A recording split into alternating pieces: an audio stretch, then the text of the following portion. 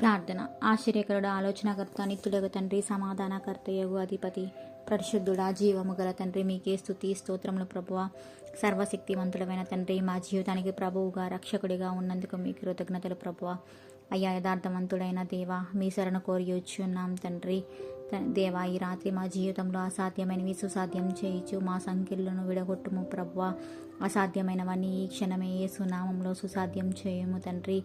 తండ్రి, మా జీవితాలు అద్భుతాలు ఆశ్చర్య కార్యాలు చేస్తున్న తండ్రి, మీకే మహిమ ఘనత ప్రభావములు చెల్లిస్తున్నాం ప్రభా.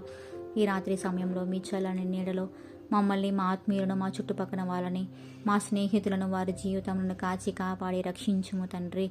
దేవా, కడవరి దినంలో నీ మందిర ఆవరణములకు చేరలేని స్థితిలో ఉన్న నీ ప్రియ బిడ్డలను అందరినీ జ్ఞాపకం చేసుకోండి ప్రభా.